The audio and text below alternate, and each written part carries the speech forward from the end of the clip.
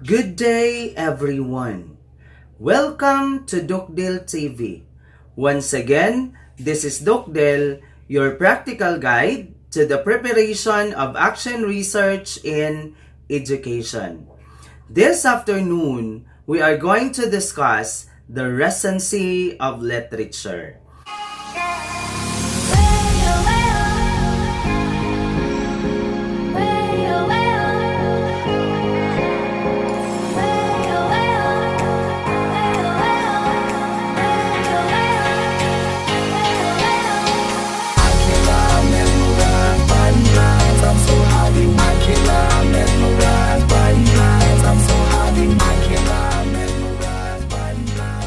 But before that, for those who are new to this channel, I want you to subscribe and then hit the notification bell so that if I have new videos relating to writing and action research in education, you will always be updated. Before we are going to proceed to our new topic, let us remember first of what has been discussed last meeting. Last meeting, we discussed on how to write research methodology. From that discussion, you were taught step by step for you to be able to complete your research methodology, and we focused on the important elements in writing this. The elements that we need to consider are the following. First, we discussed on research design and justification of the design. Second, your research respondents or your research population. Next is the data gathering procedures and ethical consideration. Next, of course, you need also to discuss your survey or your research instrument. This instrument that you are going to use, especially in gathering data. And the last one is how to analyze the data or the data analysis. From these elements, if you could be able to complete these elements that we are talking now, you could be able to present your research methodology in a scholarly way. This time, we will proceed now to the focus of this discussion, which is the Recency of Literature. So, when we talk about Recency of Literature, it has something to do with upgrading our citations. We call this one as in-text citation in our research. So why do we need to consider this? Why do we need to be sensitive in using literature or citation in our research? Since as a researcher, we have an utmost responsibility to our readers or to our audience that in as much as we can, we wanted them to provide a complete picture of the current state of research in a given topic. That's why it is necessary to ensure that citations cover a wide range of time periods.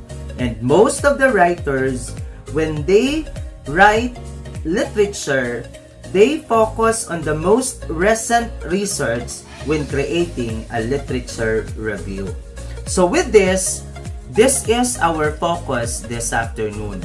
You will be taught how to gather literature in the internet, and in gathering literature, you have to consider the recency of this literature. Make sure in doing this, you are fully connected to the internet. Okay, so first is we have to open the net. Okay, so in my case, I have here the Google Chrome. So I have to use this for me to be able to access and search literature from the internet. Okay, so we have to open this one, and then the search engine will be projected. So this is now the search engine.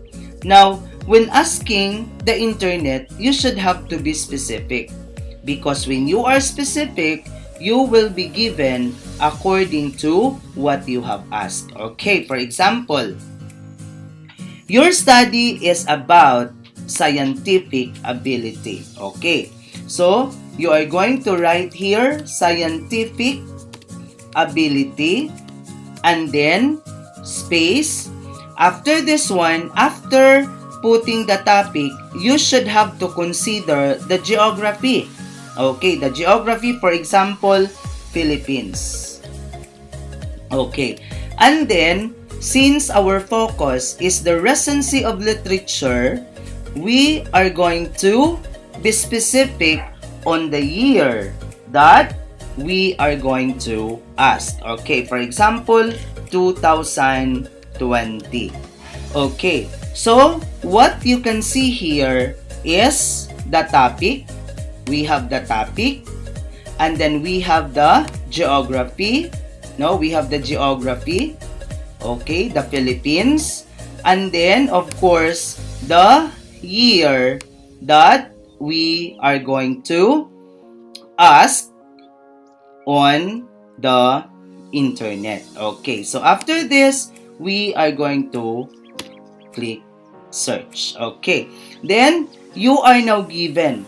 So if you try to look at this, this is Scientific Framework for Philippine Basic Education.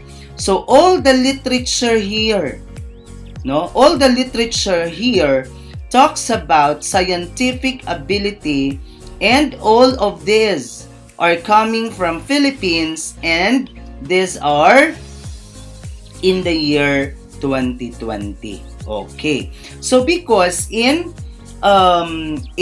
searching literature in the internet, we should have to consider this one, especially the geography and especially the year. But of course, we should have as well to consider the topic that we are or the focus of our study. Now, if we will try to search another literature, we will only change the geography. Okay, so for example, we will change this to Singapore.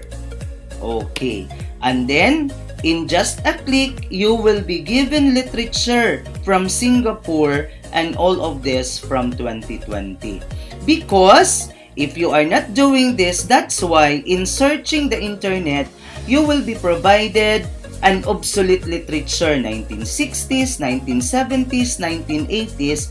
That's why in the searching or the in gathering literature, we should have to do this. Okay, so always remember, when you are going to search and consider the recency of literature, just only focus on the topic that you are searching or the focus of your study. Second, the geography, and then the year, so that you will be given. Okay, diba? Accordingly, ask and you will be given. Okay, so another example, for example, we are going to change another geography, and for example, United States